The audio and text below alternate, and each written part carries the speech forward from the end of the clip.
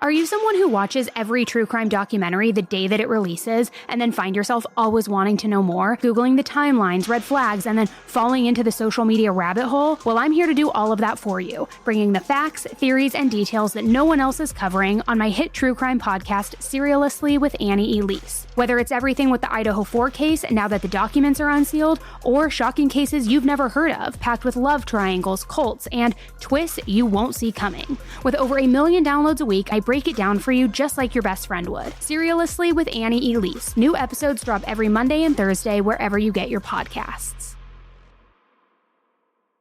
Warning, the following podcast is not safe for work. But that's more of a problem with work than with the podcast. This week's episode of The Scathing Atheist is brought to you by the fact that Silk Song comes out the day after we record.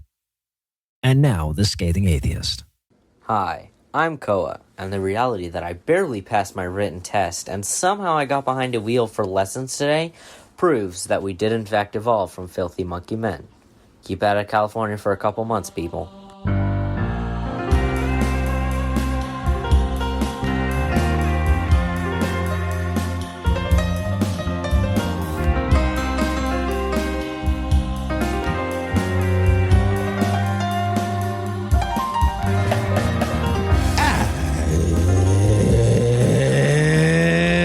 Thursday. It's September 4th. And it's Eat an Extra Dessert Day. Not an extra if I always have two. I'm Noah Lugeons. I'm Eli Bosnick. I'm Heath Enright. I'm from Ralph Nader's, New Jersey. How dare you? Ann Arbor, Michigan, and Waycross, Georgia. This is The Scathing Atheist. On this week's episode, the CDC deals with a brainworm. Quebec doesn't enjoy Islam incorrectly. And Ross Douthat will try his hand at neuroscience this time. But first, the diatribe.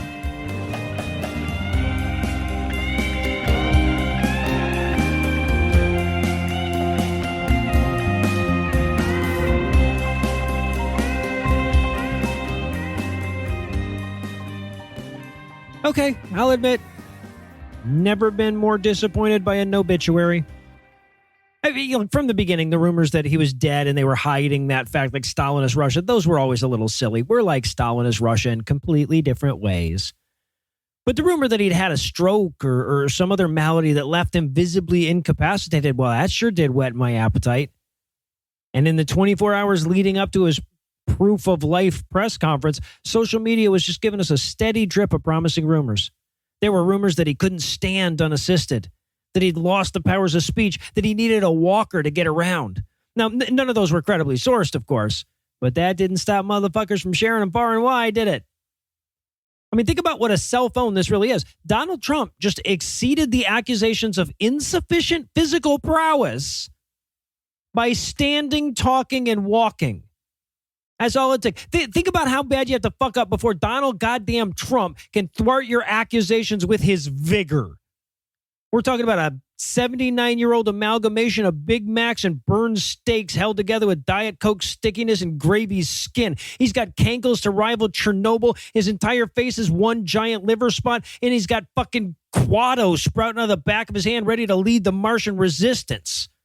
It is almost impossible to exaggerate how frail and unhealthy that motherfucker is, but because we set the bar for physical acumen at dead, he managed to shuffle over it with ease.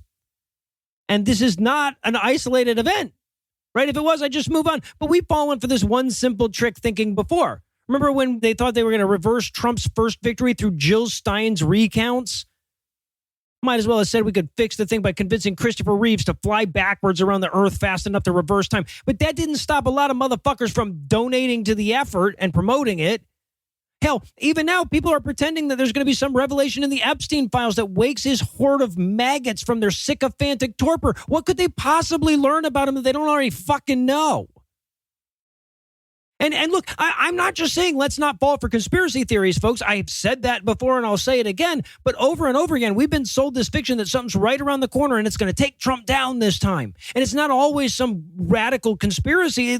It could be the Mueller report. It could be Fonnie Willis, the stolen documents case, the fact that he very clearly raped children. Right? Those aren't fanciful notions that strain credibility or anything. In any sane world, at least one of those things would already have put a stop to this national nightmare. But nobody would accuse this world of sanity So they've been no more effective than rumors of his demise. And of course, the comfort we take from these shared fantasies is that any minute now something's going to change. Some vestige of the rational, liberal, secular, rules-based world that we were told we lived in would reemerge. And through no effort of our own, the problem would take care of itself. Again, that's not an unreasonable assumption, even though it's wrong. I mean, thinking that the Big Macs finally caught up with Trump is not unreasonable, but that doesn't mean it isn't dangerous to think that. Especially if we keep doing shit like that, like it's a psychological defense mechanism. Look, one of the things that's been protecting Trump from the beginning is the fact that everything about him is too stupid to work. When Trump was first surging in the primaries back in 2015, we openly hoped that he would win the nomination because we all knew he was too stupid to win in the general, right? He started accusing the election results of being fake before we even started voting in 2020. So we figured that was too stupid to convince anybody, right? His justifications, his excuses, his mad grabs for power, they're all so transparently stupid that you almost can't take them seriously until they're done. So maybe the next time we hear a rumor that amounts to, in a few days or weeks or months or hours, we won't have to worry about Trump anymore, maybe we refrain from amplifying it. Not just because we're good skeptics, not just because we're committed to the truth, but because any hope that the Trump problem is on the verge of taking care of itself is an excuse for us in the resistance to take our foot off the pedal. And we can't afford to do that for a minute, let alone another couple of fucking days. They're talking about your Jesus. We interrupt this broadcast to bring you a special news bulletin. Joining me for headlines tonight are the soup and salad to my slaw, Heath Enright and Eli Bosnick. Fellas, are you ready to take sides? Soup is a sandwich. Prove me fuck. wrong. Oh, the only reason Elon Musk isn't in the Epstein files is because children can't get pregnant. Oh, my God. We both did one. Hot take, I yeah. think some of them can, though. In our lead story tonight, in Trump's first term, he talked a lot about the deep state. Now, partly this was just a phantom that he had created to explain his incompetence to his base, right? Like, oh, I'd love to get this done, but that darn deep state keeps standing in my way. But to a certain extent, there was a deep state working against him, right? And it was comprised of all the low and mid-level bureaucratic employees that worked where they did because they believed in the department's mission and did not want to help Donald Trump fuck it to death. And that deep state showed up again when the Center for Disease Control set itself on fire from within rather than adhere to RFK Jr.'s natural green mommy vaccine policy. I underestimated how prepared these people were to deal with a deadly parasite. I talked faster than I normally do that time. So the bloodbath started with the firing of CDC head Susan Moneris. Yeah, well, if you don't count the literal terrorist who got radicalized by anti-vaxxer propaganda and fired hundreds of rounds into the CDC headquarters in Atlanta and killed a police officer. Right. Spoilers. No, yeah. Sorry. The figurative bloodbath, the literal bloodbath was already going, but the figurative one started with the firing of Moneris. Moneris had been in the position for all of a month before Kennedy's asinine vaccine demands forced an irreconcilable conflict. Put simply, he demanded that she promote lies and bullshit about the safety and efficacy of vaccines. She refused. He fired her. She reminded him that he didn't actually have the authority to fire her. So he cried to Trump about it, who then fired her. Fucking narc. Right? Called dad about it. Like you thought there was no more ways and reasons that you could hate RFK Jr. So in a show of solidarity with the actual doctor here that was defending the actual science, 4 other top leaders quit alongside her. In an email announcing her resignation, one of the 4 summed up their collective reasoning, quote, "I am not able to serve in this role any longer because of the ongoing weaponization of public health," end quote. Yeah, which is truly insane because there's no subjectivity here. This isn't politics. It's right. Medical science with data. But I was curious about just how clear the expert consensus is about this. Skepticism. Yeah, I tried to look up, what percent of epidemiologists are against the COVID vaccine. The answer is that's a nonsense question. The concept of anti-vaxxer epidemiologist is a contradiction in terms. And even if you allow the nonsense question, the number of self-proclaimed anti-vax and also epidemiologists is tiny. I recently had this fight with my idiot friend who did his own fucking research, and I asked him, what insight do you think you have that 99% of experts do not have on that research? Good question. His response was really long silence and then hanging up and pretending his phone was out of battery at his house where he has electricity. Yeah. See, now, first of all, it wasn't me. Second of all, this is why I had a kid, right? If he starts to win an argument with me, just pinch my toddler and it's neither here nor there. I got to go. Yep. There you go. Works every time. Now, of course, all of this news broke on Wednesday, just when it was too late to get it into last week's show. But since that firing, the conflagration within the department has only gotten worse. Even before the firing, massive and indiscriminate layoffs had the agency in chaos, and employees were more than a little rattled after their headquarters was shot up by that aforementioned MAGA loony who wanted revenge for all the microchips they implanted in him. Not to mention the fucking crippling budget cuts and unprecedented political interference. And, of course, that interference is steering the agency to work against the health of the American public. So pretty much anybody who can get the fuck out is getting the fuck out. The competent people that aren't being fired in a tantrum are quitting to find work in the private sector. Perhaps at one of the many private groups that are popping up to try to do all the important public health shit that they can no longer trust the CDC to do. And when taken together, that leads to the kind of brain drain that normally requires a cerebral tapeworm. Yeah, and there's a terrifying truth in here.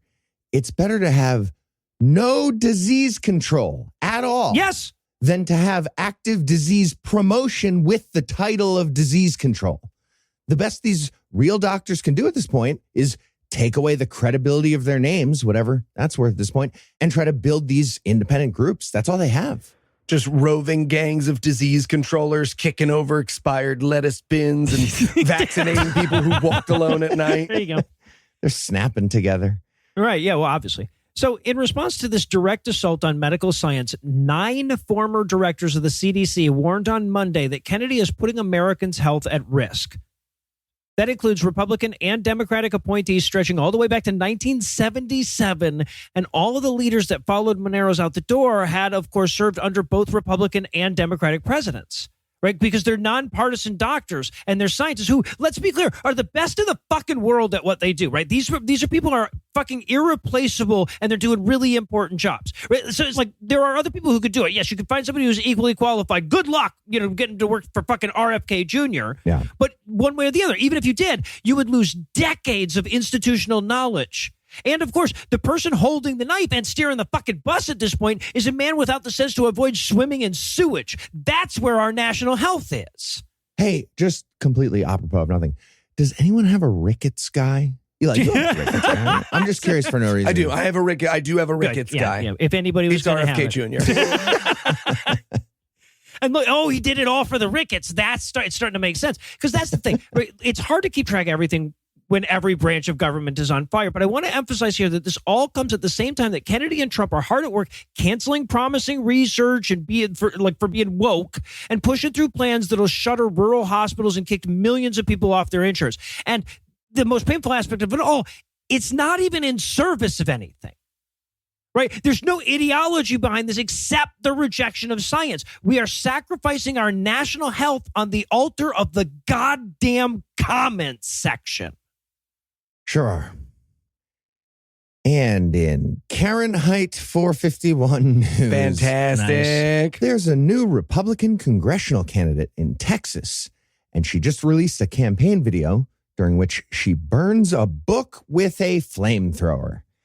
And of course, that book is the Quran. Apparently, the main focus of her platform is the pervasive influence of Islam that she doesn't like in the state of Texas. And she declared she'll be ending that. Yeah. No, nothing dissuades Muslim participation quite like burning a Quran, lady. That ought to shut them up. We'll do it. Okay. Hear me out. I know that killing people just because they burn a Quran is bad. But I think you're done. But You're probably done. I'm done. Okay, I'm done. There's a beep. I'm just saying, tag her in some Facebook photos. Okay, I just want to. Okay. All right. So if the flamethrower book burning campaign ad sounds vaguely familiar, you might be remembering failed Missouri Republican Valentina Gomez, who ran for Missouri Secretary of State in the GOP primary last year and finished 6th place out of 8 people. It's got to be really embarrassing for 7 and 8. Well, apparently Valentina carpetbagged her way into Texas because, yes, of course, it's her again. During that race in Missouri, she released a video of burning what she believed to be gay books with a flamethrower. You might also remember the very strange idiot fight that emerged when it was revealed that Valentina owns a Toyota Prius hybrid. Oh, I do remember her. Yeah, Yes. that's her. She was immediately accused of being secretly gay because partially electric vehicles are gay. Obviously. But then she released a video explaining how it actually works. She steps out of her Prius and says, "They say driving a Prius is a little gay." Until I pull out this little guy, and she has a giant assault rifle. Yes, she does. Well, that led to an argument about whether the car becomes hetero at that point or if it remains gay because an observer can't see the assault rifle unless the driver holds it out the window the whole time. Right, yeah. To be fully straight, your machine gun has to be mounted on your Prius. A Prius with a machine gun in it is bi. Yeah, because it's doing it for the attention. Exactly. Oh, we Jesus all Christ, dude. figured this all out. Yeah. So I ran that by my wife, and she said it was fine. I ran it by. cool, yeah. I You have the to yell it permission in. of an actual bi. I got one of them's. I got one of you's. Technically, one of my best wives is bi. A smokes an original of your tribe. You must come for her. Don't actually ever say anything mean to my wife. I'll literally kill you. Yes. Eli has a gun mounted on his Prius.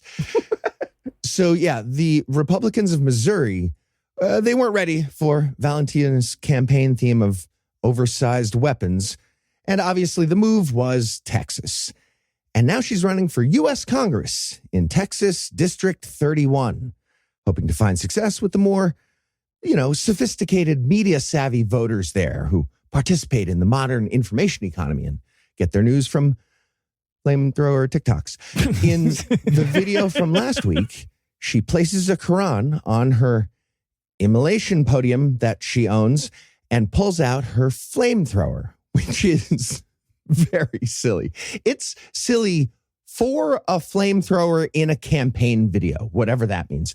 It looks like a laser tag weapon owned by a grown-up, one of those grown-ups who buys custom weapons to beat kids at laser tag and paintball all the time. No, if Darth Vader had the stormtroopers pull out a T-shirt cannon, right? This is what you would expect them to pull out.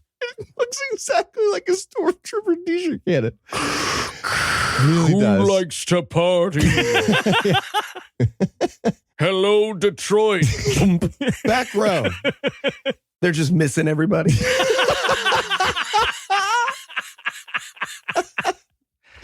So after shooting the Quran with fire, she delivers her very serious political message.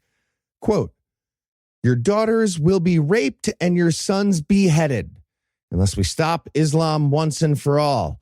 We're done turning the other cheek. Remember, David didn't pray for Goliath. He killed them." Oh, really? That accidental pluralization is quite telling in that. Sure the fuck is. "America is a Christian nation," she continued. "So those terrorist Muslims can fuck off to any of the 57 Muslim nations." End quote. And then we see her campaign poster that has a Jesus fish, and it says, "Valentina Gomez for Congress, powered by Jesus Christ." Asterisk, which is except for the sissy ass turning the other cheek bullshit. Yeah. Right.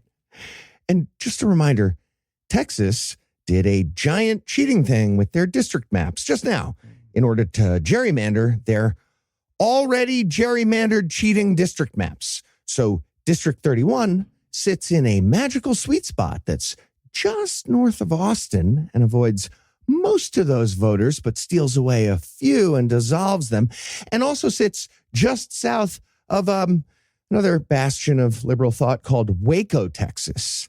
It's literally never been represented by a Democrat, never once for District 31. So the GOP primary is basically the same as the general election. Valentina Gomez, she probably won't win the primary, but she might win the primary. Yeah, who the fuck even knows at this point? Yeah. Let's tell her about Timothy. Maybe hope she withdraws, huh? And in It's Thoughts or Prayers You Can't Have Both news. Last week, America suffered yet another horrific school shooting in which 2 more children were sacrificed to keep us safe from 30 to 50 feral hogs. And Before realizing that the shooter was trans and therefore a means by which they could promote their bigotry, Republicans fell into their automated response. Demonize people with mental health disorders, pretend the rest of the world doesn't produce statistical data, call for thoughts and prayers. Curiously, they were mostly leaving out the "we need them in case our government turns tyrannical" stuff this time. So weird. Huh. Hey, Tree of Liberty's getting super dry, guys, right? Parched. Right, Republican Party? Parched, Nobody? baby. Very Yeah. thirsty. Super dry. Yeah. But in response to the request for magical wishing, former White House press secretary Jen Psaki tweeted, quote, "Prayer is not freaking enough. Prayer does not end school shooting. Prayers do not make parents feel safe sending their kids to school. Prayer does not bring these kids back. Enough with the thoughts and prayers," end quote. So, Anna? What are the guys talking about? It's the newest, the greatest Christian freak out. Now, Democrats pointing out that thoughts and prayers is pretty weak fucking sauce to offer to parents after your policies of unrestricted gun ownership just killed their kids. Yeah, especially when you all suck at praying. You're Yeah, the it's not, worst. Clearly. it's not good at it. Yeah. Clearly, your timing is awful as well. But the newly empowered right is ready to hit back this time, apparently. Evil Universe Jen Psaki Carolyn Levitt called the tweet incredibly insensitive, and escaped Care Bear villain J.D. Vance did his best to mischaracterize the comments and twist them into bullshit persecution narratives that Christian men have to tell each other to get hard, summarizing Psaki's point on Twitter as, quote, "How dare you pray for innocent people in the midst of a tragedy," end quote.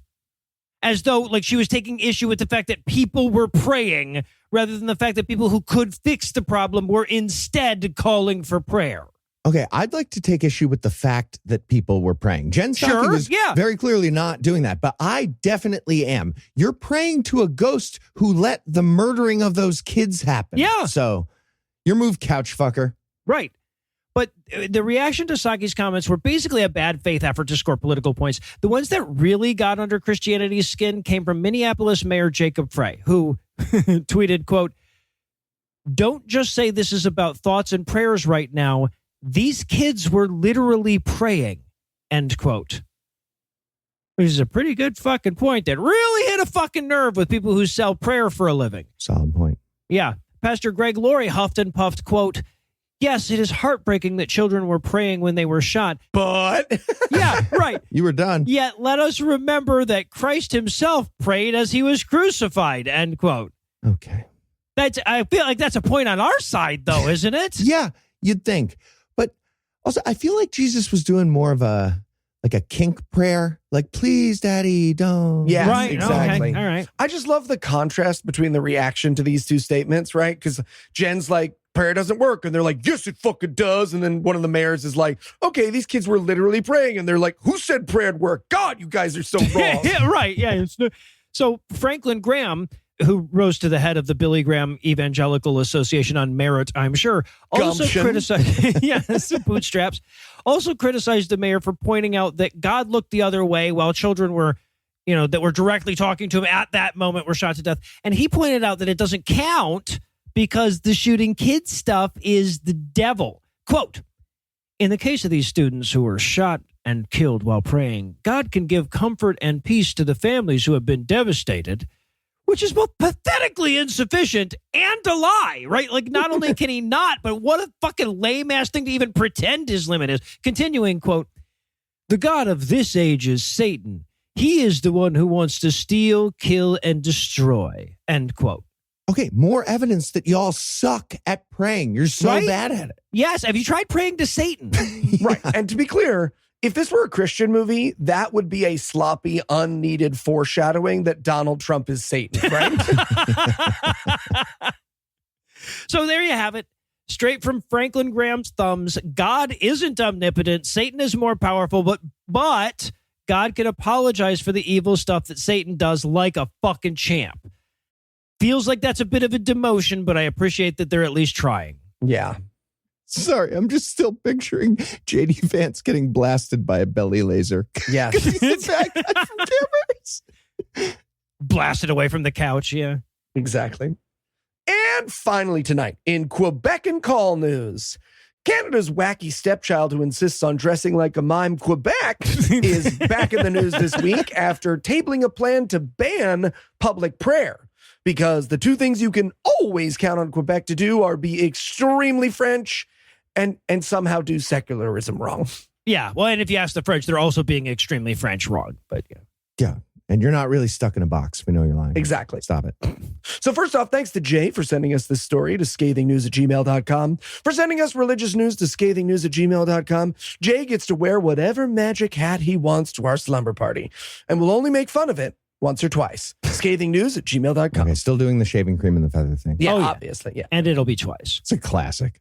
So this new law is thanks to the Coalition Avenir Quebec, or CAQ, and secularism minister Jean-François Roberge in particular. And on paper, it sounds like a common sense idea. Prayer is nothing. Doing it in public is at best a mildly annoying reminder that the adults around you think the tooth fairy is real. But unfortunately, like the ban on religious symbols from last year, the real reason for these new laws is Islamophobia. And Roberge isn't like bothering to pretend otherwise, saying in December, quote, "Seeing people praying in the streets in public parks is not something we want in Quebec," end quote. Adding that he wanted to send a, quote, "very clear message to Islamists," end quote. Mm-hmm. All right. New idea. How about a very secular, even-handed law that requires that if you do pray, you face north? It's just a Canadian thing to do. Come on. Yeah, exactly. Yeah, and along with North, we're also doing white and And great. Yeah, exactly. Great and North. It's not racial. It's just our thing. It's just our name. And I'll point out that context actually makes this even worse than it sounds just from that quote. So images of Muslims praying in Montreal made headlines last summer, and last month, a viral video showing Muslims praying outside the Notre Dame Basilica of Montreal was shared more than 14,000 times on Twitter. So it's not just we want to show Muslims they aren't welcome here, which would be bad enough. It's, don't worry, racist French Canadians on Twitter. I'm listening to your bigotry-based memes, the policy. Yes. Yeah. You're making atheists come out on the side of prayer. That's how bad you're fucking this up, Quebec. Jesus. Yeah. And look, there is an argument to be made that even if the motivation of these laws is bigotry, and it is, as long as the results are secular, we as atheists should support it. And I get that. I do. The urge to enforce your beliefs on others in the way that beliefs are shoved onto us is overwhelming. But we can't do good things bad guyingly and hope that the end result will be good, right? I think we can, but not this one. Definitely not this one. Not this particular one, right? If we want people to stop wearing magic hats and blocking the sidewalks with prayer, we have to do it the old-fashioned way by offering them exponentially better choices that is life led by reason. Okay, like a sex thing? We can offer a sex thing. That's exactly what I was talking about. Yeah, all right. We can offer so many. Following the long-held rule that once Heath and Eli start offering sex things, that segment's over. We're going to wrap the headlines there. Heath, Eli, thanks as always. Jumanji. And when we come back, we'll run out of excuses not to read that goddamn Ross Douthat book again.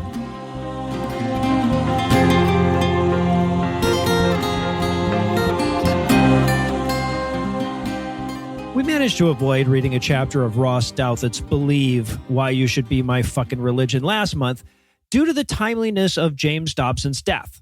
That was the best. Right? It was the second best part of his death after him being dead. But unfortunately, no prominent Christian assholes have died yet in September. And before you ask, no, Eli, I don't want you to hurry a few along. So we're back for Chapter 2 on this installment of God Awful Books. You heard him, everyone. Noah is not a team player. Also, I'm here. Welcome you to the podcast. Welcome, Eli and Heath.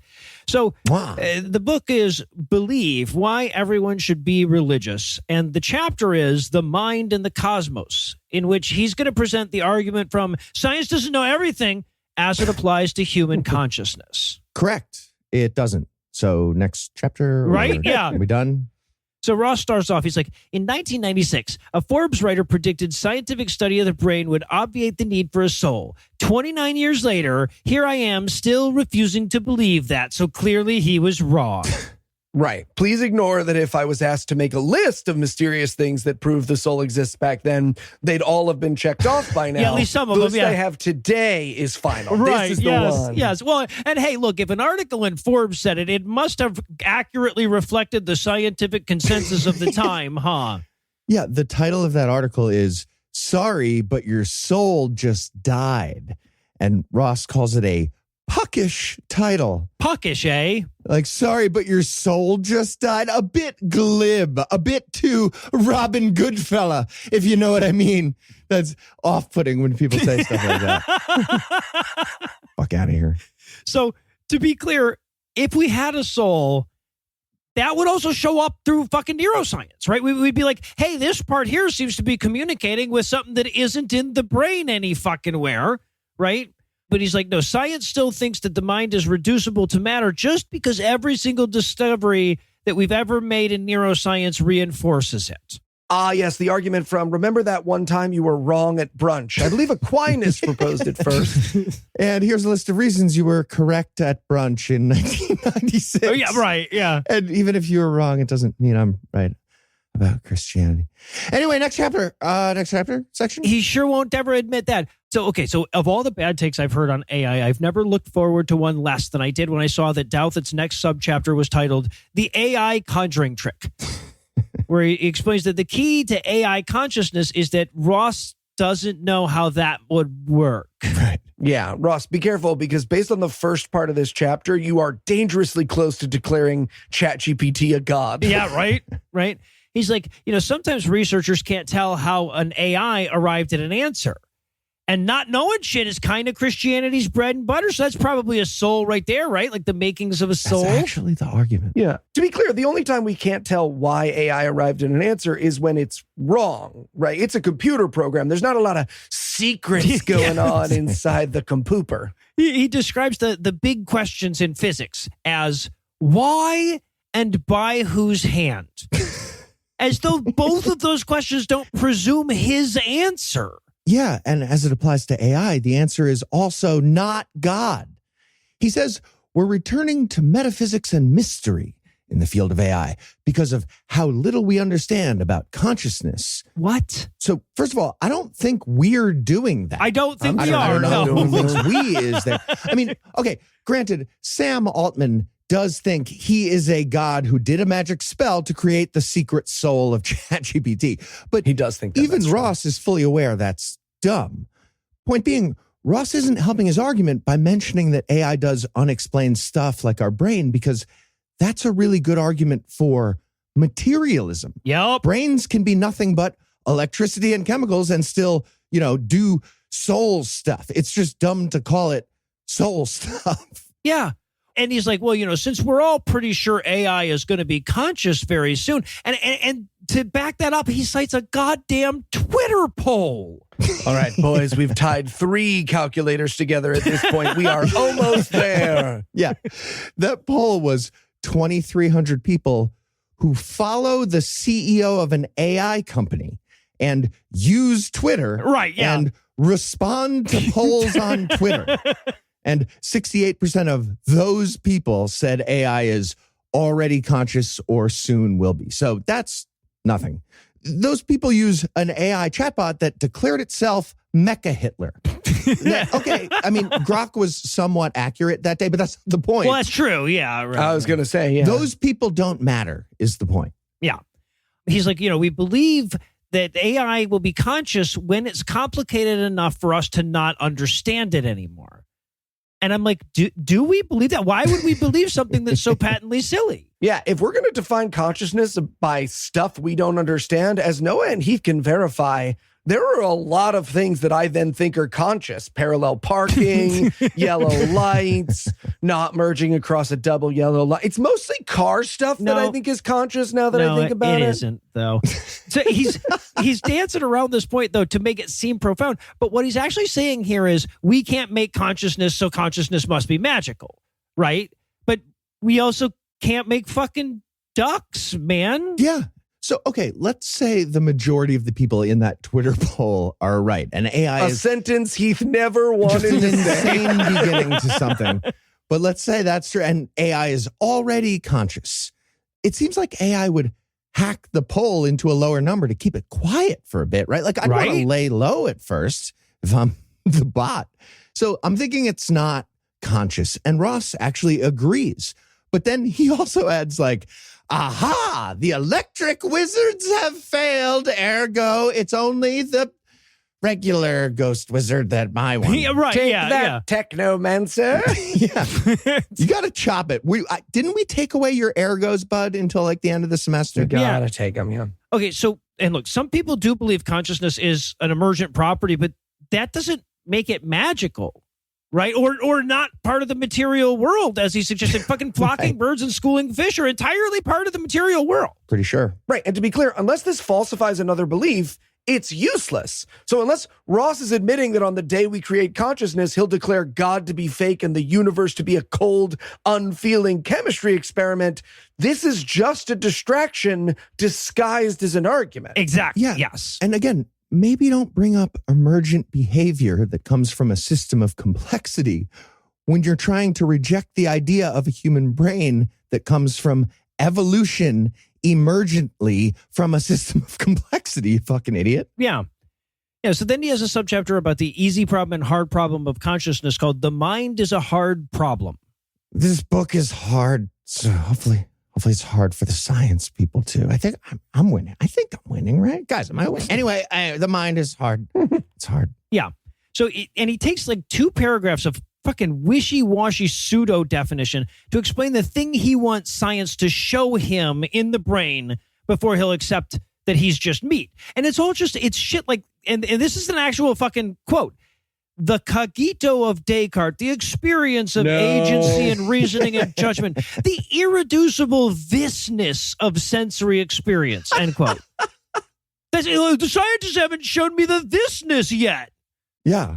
Could science explain the adjective-ish nounitude of sentience adverbally with their bullshit numbers and no word? No.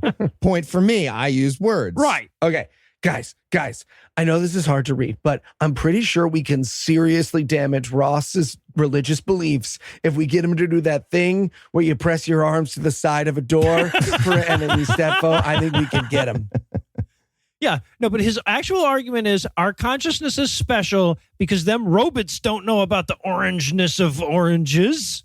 It's 585 to 620 nanometers of wavelength. What? Fuck. Okay, that was that was some good numbers, Robit. That's not. Note to self: don't include this part in my book. Right. Yeah, and look, he's done a bit of intellectual sleight of hand because it goes from like, we can't yet solve the hard problem of consciousness to we don't know how stimuli give rise to feelings of confusion, recognition, or disagreement, as though those are the same proposition. Right. And to be clear, he's only doing this because he's a double idiot, right? He's couching his bets because he thinks the 3 calculators are going to be sentient one day. And so he can say the 3 sentient calculators can't paint with all the colors of the wind. Right. Yeah. Right? Yeah. Yeah. No, this entire subchapter can be reduced to there's a certain somethingness that I can't quite describe, but people have it and you can't explain how it got there. Therefore, God put it there.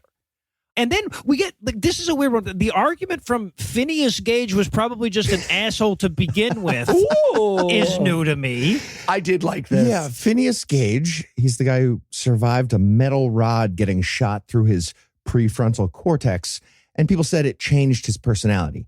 And Ross is arguing, that it still doesn't explain how that part of the brain can make personality happen. But regardless of the answer, Ross would need to be saying that Phineas also got shot in the soul that day. Yeah. Well, there was a soul rod. The rod's soul hit his soul. Okay. I didn't even think about the rod soul. Yeah.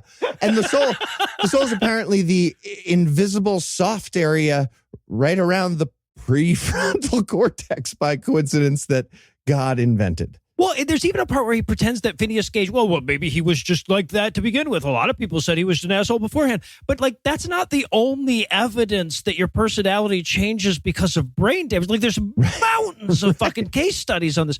He's like, well, but neuroscience, it can tell you where shit happens, but not how it happens. But that's a fucking lie, right? He's just pretending we don't know about neurochemicals and shit like that. Okay, but underneath the neurochemicals is another turtle. How do you explain that turtle? That turtle underneath. So then we get this subchapter, the permanent anomaly. He starts off, he's like, look, if Leibniz didn't know it in 1714, it was just unknowable. He said so. And then he goes like, the fact that neuroscience can't find a soul in the brain doesn't mean that the soul isn't real. It means that neuroscience is dumb. I said it was an invisible teapot, guys. It's like you're not even listening. You have to keep looking for the teapot. That's your fault. It's lazy. Yeah, right. As we all know, the whole must be greater than the sum of the parts. That's just math subchapter. Yeah. If you do addition and it checks out, you forgot to carry the soul. Gottfried Leibniz. He's listing gaps his God can be the God of. Hey, buddy, you're literally writing this book because all the other gaps from the previous books have been filled. Yeah, it's so important not to write these down. Right. Yeah, it's so weird that you have far fewer to write down than Leibniz had. Yeah, the entire list for Ross is, that je ne sais quoi. Yeah. End of list. You're faithfully worshiping the God of, I don't know what, but it's something else. The God of risness, mind essence, attitude. And he's presenting this as, you'd be amazed how many neuroscientists just assume that they're not going to find any ghosts along the way. I'm just like, whoa, where is this coming from? Oh, everything you've ever studied Yes, ever? right, Well, you know what they say when you assume, neuroscientists. Yeah. Ross actually spends about 2 entire pages in a snit about anti-ghost bigotry in science. Yep. And I love, he accidentally uses a bunch of woke language talking about unwarranted philosophical bias against the supernatural and scientists invalidating his lived experience of livingness. And then, he finally is like, I'm being woke. I could pull myself out. So listen to this fucking nonsense statement. Actual quote. Nobody has any idea how or why the physical inputs that go into the conscious experience, the stimuli from particular chemicals or light waves or exchanges between neurons, yield the actual experiences themselves, end quote. What a crazy fucking thing to say. Nobody knows why seeing a predator would yield an experience of fear. No fucking clue how that could have happened. Baffling. Ross, the expression you're looking for in that case is, that's neither here nor there. That's neither here-ness nor there-ness. Oh, there you go. Yeah, exactly. yeah. No, but so he begrudgingly admits that, yes, chemicals very obviously affect your brain in a way that proves that the brain and your moods and shit are governed by chemistry. But it could also be chemistry plus magic. Yeah, maybe every object affected by gravity has a little ghost moving it exactly the way gravity would. Yes. Scientists won't even acknowledge the option that that's possible. Yeah, so he offers a page-long quote from theologian David Bentley Hart describing the hard problem of consciousness. And it's just as even-handed and objective as you would expect from a theologian. The short version of that quote is, okay, but where did the poetry come from? Right. And look, I know a single tear is supposed to run down my cheek at the thought of the soul creating poetry, but then where does bad poetry come from? Worse souls? Well, yeah, your soul can't appreciate Shakespeare without being irritated by Ross Douthat sometimes. It's all coming together. Okay. Fucking amazing cell phone here. Actual quote where he's talking about this guy Hart experiencing a rose. He goes, suppose that you had never seen or smelled a flower, but you possessed a perfect physical, chemical, neurological map from start to finish of how the scent or reflected light of the rose reaches Hart's brain, how molecules and particles were translated into neural interactions. Could you ascend from that step-by-step understanding to anything remotely like the experience of roseness in Hart's consciousness? End quote. But of course you could. Yes, I feel like yes, I could. Absolutely, yes, because a perfect physical, chemical, neurological map from start to finish would include a brain, right? You're describing what Hart was using. Right, and even if it wasn't, nobody's claiming a map is an experience. It's a useful way of understanding. You're the one claiming that Bayonne, New Jersey is a spontaneously appearing ghost town, and Google Maps isn't proof that it's not, because you can't smell the garbage while using Google Maps. Also, I looked at Bayonne on Google Maps and I could smell it. Yeah. I've never been there, but I can smell it. Yeah, no, you can smell it. He's just doing the, like, your purple, my purple thing. Like, your Bayonne smell is warm, racist mud. My Bayonne smell is removing an old cast on my leg that has a little bit of food inside that I spilled months ago. That's our souls, Ross? That's what you're talking about? Yeah, the most generous possible interpretation is what you just said, yes. So now he begrudgingly admits that even the people who coined the terms that he's using to make his point disagree with his conclusions about him. And then he concludes that, quote, consciousness still looks as supernatural as it did in the era of Descartes and Leibniz, end quote, which is fucking ridiculous because literally every scientific advancement we've talked about in this fucking chapter, or fucking everyone since Descartes and Leibniz, all of them have pointed in the other fucking direction. Yeah, and it's such a weird close to the section. Out of nowhere, it's like a cold open on Ross at the end of a shower argument that we didn't hear against an atheist in his head. It's just like 20 pages of his word salad that we just covered. And then, okay, nothing I just said proves anything about my claim. But you, Ezra, in my head, talked, and then I talked again. I win. Anyway, here's my claim one more time. Yes, right. Here's the claim. Because look, at the end here, he's forced to admit that the only corner of mystery he has left is personal experience, right? Ross can begin every airplane ride by screaming, I don't know how this works, therefore I am levitating, according to this philosophy. Yep. To quote the great philosopher Orville Wright, no, you're not. But, or am I? Yeah. So, okay, so now he's going to tackle the argument that consciousness is emergent, but don't worry, with a subchapter title like The Magical Thinking of Emergence, I'm sure he's going to give it a fair shake. Now, his argument seems to be you can't say that things we don't fully understand are emergent properties because we don't fully understand them. I swear, like, when I take the most generous angle I can possibly take, that's what I come up with. Right, which of course implies that we can't know anything about anything we don't know everything about. Yeah, okay, it's so stupid. I'll grant that maybe he's not implying that, but he is implying that we can't just think the things we know something about and then shut the fuck up without adding an eternal soul to explain whatever's left. And this is where he just lies about what emergent means. He says, there's no obvious analogy in other examples of so-called emergence that fits with what we're trying to explain in the case of consciousness. And then he names not emergence as his example. Very next sentence. To go back to the automobile example, you might say that a car's motion is emergent. And no, the fuck you might not. Cars are designed. Yeah. That's the whole point here. Nobody thinks the motion of a car emerged magically from the opaque complexity of the turning an axle. But a plant that eventually evolved to send auxin growth hormones to the shady part of the stem to make it grow faster and bend toward the sun. Yeah, that wasn't the soul of the plant appreciating the scrumtrulescence of the celestial orb and basking in the reverie of its poetic beauty. It was the emergence thing, you stupid idiot. Yeah, right. No, look, if he'd use the example of a fucking flock of birds or a school of fish, which are the main go-to examples of emergent properties other than consciousness, his whole, or if he wants to stick with the automotive thing, how about fucking traffic or traffic jams or whatever? But if he does that, his whole fucking argument falls apart. And then he dismisses the argument altogether by saying other emergent properties don't count if they don't love or dream or feel resentment. Yeah. So if resentment does turn out to be a sign of God's existence, Noah making us read this book is proof of God's existence. It's a real guy. Yeah.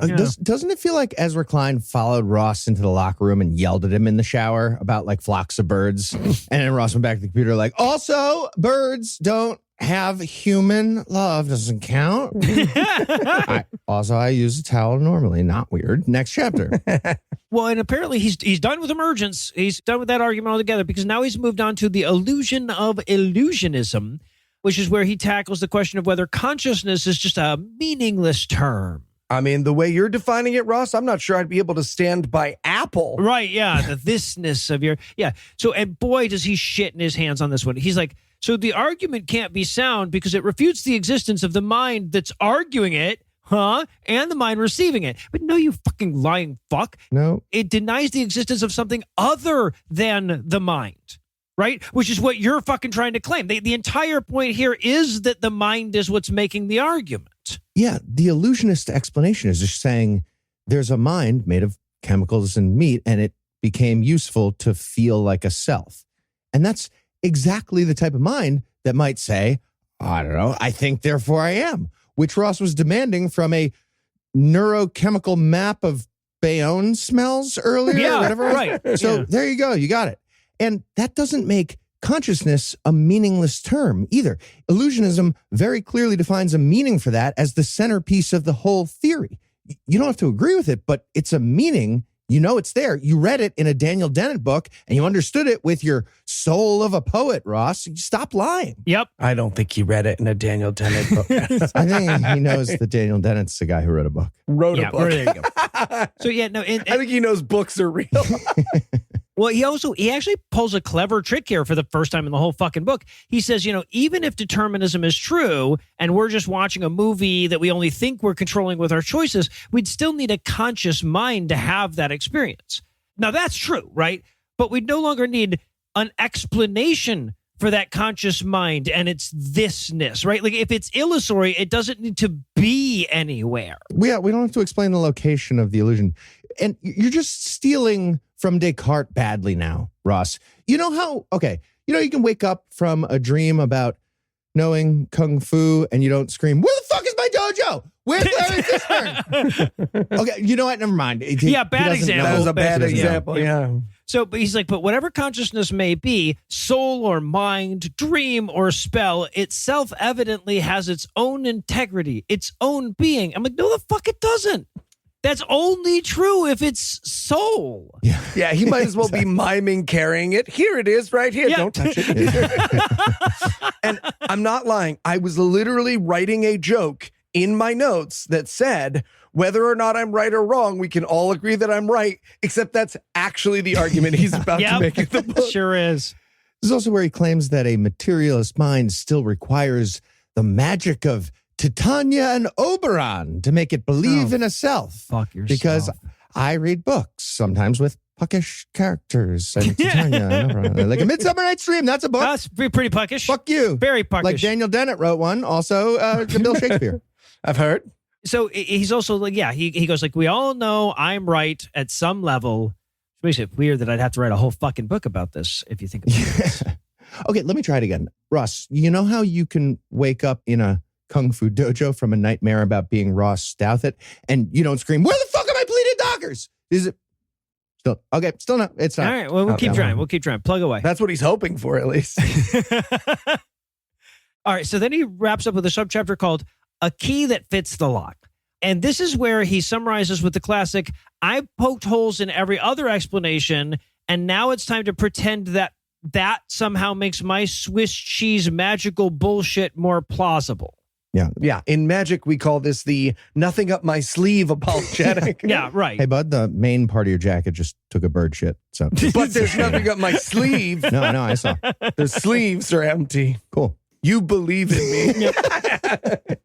He goes, you may think we've reached the limit of our understanding, but why would the limit of our understanding be right here, exactly where I put my God? I mean, what are the chances? Temporarily, if this turns out to actually be the limit. You're telling me I'm supposed to believe it took exactly this long to reach the present? Yes. Yeah. Ross. No. Yes, that's what we're telling you. It's literally that. He's making the argument for how is everybody's legs long enough to reach the floor? And then we get a very long, I mean, I get how a monkey learns algebra. I do. But calculus chapter. You know how every generation of Christians has talked about how Christ was about to come back? It's like that, but with knowing any amount of things. That's what Ross is claiming here. Right. He's like, why would something that evolved to hunt gazelles also happen to be so good at launching rockets? And that is almost too stupid to respond to, but like a comment Noah usually saves for me. Not really. But no, we respond to the shit you say. Yeah, but no, heart and soul of the podcast. Feathers didn't originally evolve for flight, right? Spider silk didn't evolve for webs. The intentionality that you're trying to oppose on evolution is a marker of the forced ignorance of your worldview. Yeah, and you're saying the gazelle was designed to be hunted by a rocket scientist. Who sounds crazier, Ross? Right. And why are there still gazelles? That doesn't even make sense. Yeah, we don't need to hunt them anymore. Yeah. So then we get this stupid fucking analogy, and we deal with this in detail in Citation Needed episode 414, where he's like, well, imagine if you were a kid and you developed a fake language, but then it turned out that you could use that language to decode ancient books of wisdom. That's like what our intelligence is like. It's literally that dumb. That's his argument. Ross, all languages are fake until you use them to do stuff. There you go, man. Yeah, we literally developed a big list of zeros and ones to help fire guns at Nazis. And now that thing writes better than you, Ross. Yeah. That's pretty quick, too. And is a little less delusional. And look, I know this sounds like a roundabout way of calling him stupid. It's not. I'll just call him stupid straight up if I want to call him stupid. But he seems unfamiliar with the concept of intelligence. Right? Because he keeps saying, like, why would the tools that were useful to hunt on the savannah turn out to also be the ones that are useful in this or that scientific endeavor? But the tool that he's talking about is intelligence. Right? It's like just as sensible as saying, why would the leg muscles that were developed for running from panthers be so good at standing on escalators? And well, I mean, I don't think Ross's legs are doing either of those things very well. So it was just kind of like pouty about this. Yeah, for a second. No, that's fair. So, but his argument now is that our consciousness is curiously fine-tuned to understand the nuances of the universe, even though the entire chapter to this point hinged on how little we understand. Right. And at least in Ross's case, our minds nailed it the first time a caveman thought his butt hurt because he made the sun angry. Right. So... Yeah, exactly. But look, if logic and self-awareness and intelligence were a uniquely human trait, right, rather than something that exists on an obvious and clear spectrum across the animal kingdom, he might have a point here. Yeah. But they're not. We're just we're the cheetahs of thought. That's it. And then he closes by going, the simplest answer is still the religious one. And I'm like, well, you got us there, man. Your answers are always the fucking simplest. It nailed us to the wall. Yeah, Occam's razor, you're nailing it with Christianity. Just to recap, Daniel Dennett is saying it's meat and chemicals. He doesn't know who that is. Okay, illusionists are saying it's meat and chemicals. That's me. Imagining a self. You're saying, Ross, a ghost of infinity implanted an invisible black box right near the prefrontal cortex with the essence of a warrior poet lover inside, and it quietly spies on the meat and chemicals and does what they would normally do to keep up the ruse. Yeah. Simple like that. That's what you're saying. You're saying the simple one. Yeah, nice and simple, yeah. And to close, he reminds us that science makes religion more likely to be true, actually. It makes us more sense that God would create vast expanses of nothingness just to twinkle up in our sky a bit. It's called Feng Shui. Look it up. Okay, God needs to read some Marie Kondo, I think. Right? Clutter. So with that, and the promise that he's going to start justifying ghosts and shit in the next chapter, apparently, we're going to wrap this up and really hope for a bunch of prominent shitty Christians to die next month so we can skip another installment of God Awful Books.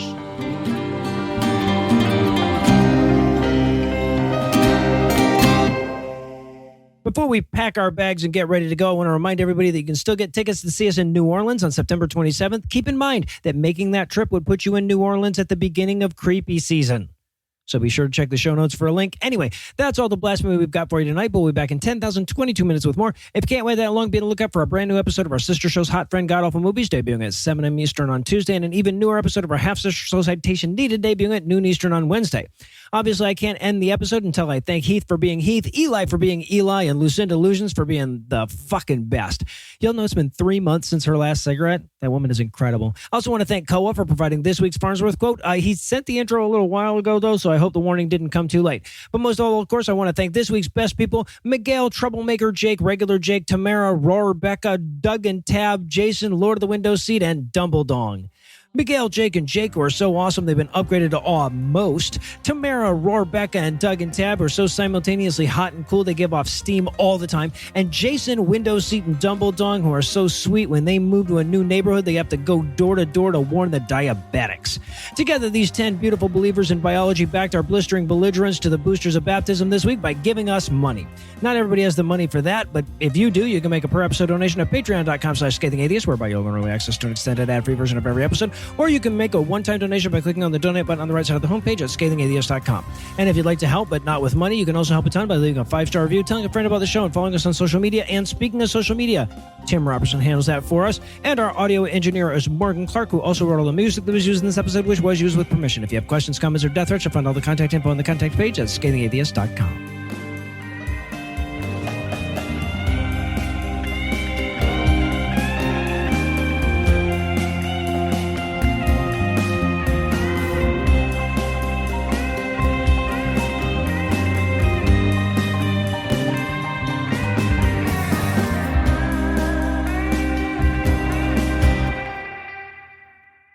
This is a bit of an am I the asshole moment. So I'm going to go ahead and put my chips down on yes. I'm just going to go ahead and put my all my shit's on red right now. This content is CAN credentialed, which means you can report instances of harassment, abuse, or other harm at their hotline at 617-249-4255 or on their website at creatoraccountabilitynetwork.org. The preceding podcast was a production of Puzzle and a Thunderstorm LLC, copyright 2025, all rights reserved. Are you someone who watches every true crime documentary the day that it releases and then find yourself always wanting to know more, Googling the timelines, red flags, and then falling into the social media rabbit hole? Well, I'm here to do all of that for you, bringing the facts, theories, and details that no one else is covering on my hit true crime podcast, Serialously with Annie Elise. Whether it's everything with the Idaho 4 case now that the documents are unsealed, or shocking cases you've never heard of, packed with love triangles, cults, and twists you won't see coming. With over 1 million downloads a week, I break it down for you just like your best friend would. Serialously with Annie Elise. New episodes drop every Monday and Thursday wherever you get your podcasts.